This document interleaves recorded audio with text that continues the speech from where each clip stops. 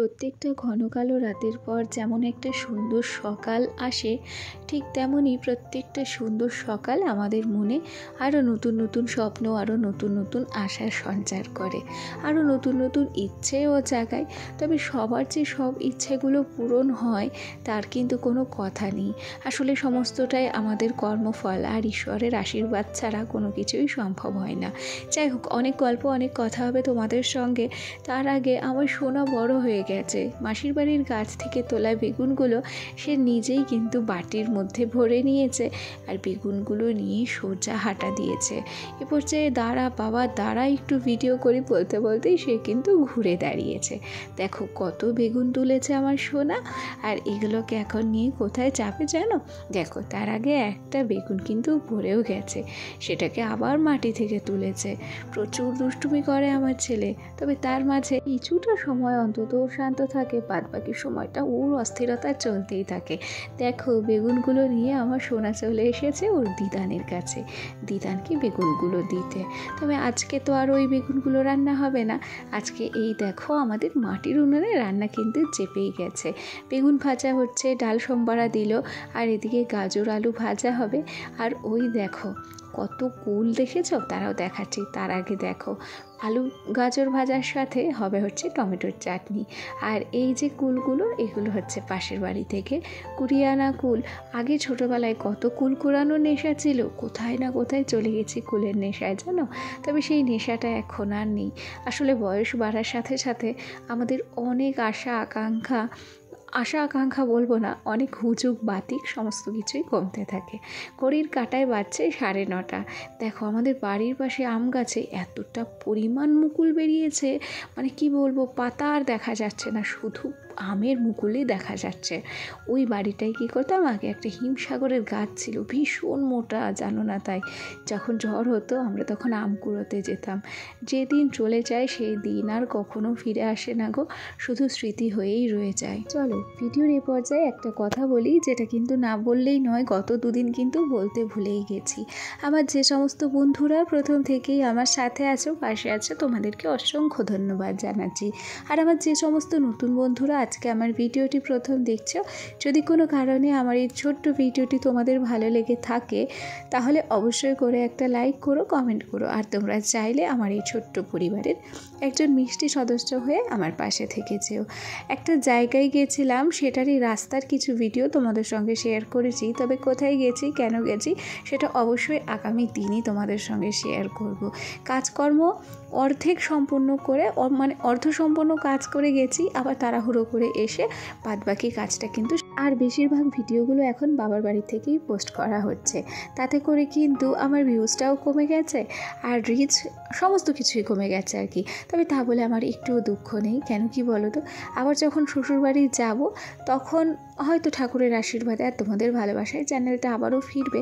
তবে কদিন যদি আমি ভিডিও করা বন্ধ দিতাম, মাঝে 5 দিন বন্ধ দিয়েছিলাম শরীর খারাপের জন্য, সেক্ষেত্রে আমার চ্যানেলটা অনেক ডাউন হয়ে গেছে। তো দেখলাম যেহেতু এখানে আছি, যদি আমি কন্টিনিউ প্রায় 15 দিন বন্ধ দিই তাহলে চ্যানেলটা একদম গোল্লায় চলে যাবে। তাই যতটা যা পারছি চ্যানেলটাকে সচল রাখার জন্য আমি কিন্তু নিয়মিত আপলোড দিয়েই যাচ্ছি। আমি জানি আমার বাবার বাড়ির ভিডিও অনেকে ভালোবাসে, আবার অনেকে ভালোবাসেও না। তবে কি বলো তো, সত্যি কথা বলতে কি, চ্যানেলটাকে আমাকে অগ্রসর রাখতেই হবে। আর দেখো, বাবার বাড়ি যে আসবো না চ্যানেলের জন্য তা তো হয় না। না, সুবিধা অসুবিধায় কে দেখবে আমাকে বলো? সুবিধা অসুবিধা বলেই তো বাবার বাড়ি, সেখানে তো আসতেই হবে। তো যাই হোক, তোমাদের সঙ্গে গল্প করতে করতে আমি কিন্তু বিছানাটাকে সুন্দর করে গুছিয়ে নিলাম। তারপর কম্বল আর একটা চাদর, রাত্রে অনেকটা পরিমাণ ঠান্ডা লাগে বাইরে বেরোতে গেলে, তখন ওই চাদরটা নিয়ে বেরোতে হয়, সেটাকেও কিন্তু আমি বেশ ভালো করে ভাঁজ করে আলনাটাকে সুন্দর করে গুছিয়ে নিয়েছি। আমরা এখন মামা বাড়িতেই থাকি। একটা দুর্ঘটনা ঘটে যাওয়ার পর আমরা কিন্তু সবাই মিলে এখানেই চলে এসেছি। আমার বাবারও একটা নিজস্ব ঘর আছে, তবে ওই যে কপাল ফেরে আমাদের ওখানে কিন্তু আর থাকা হয় না।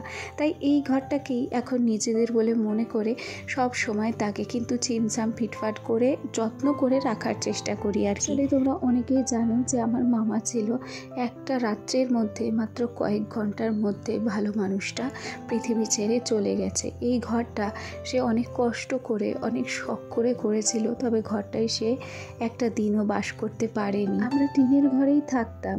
আমার বাবার একটা ভাঙা টিনের ঘরই আছে।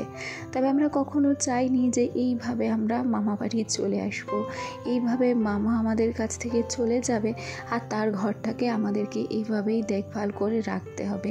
সত্যি আমরা কোনোদিন চেয়েছিলাম। হঠাৎ করে মানুষটি চলে যাওয়ার পর আমরা সবাই দিশেহারা হয়ে গেছিলাম। ওদিকে দিদাও একা থাকে, আর সেই জন্য তার কাছে থাকার মতো কোনো মানুষ রইল না।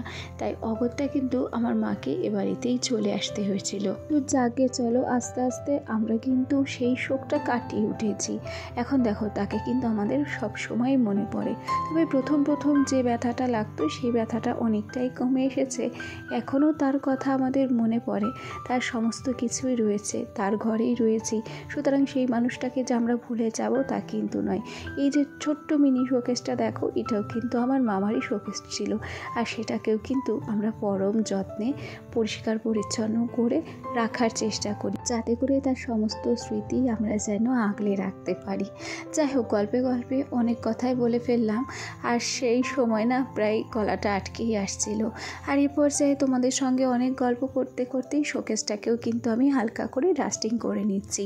তোমরা অনেকেই জানো যে বাবার বাড়ি আসার পরেও কিন্তু আমি খালি হাতে বসে থাকি না। আমার অন্য কোনো কাজ নেই, রান্না বলো, বাড়া বলো, থালা বাসন ধোয়া মাজা কিচ্ছু করতে হয় না।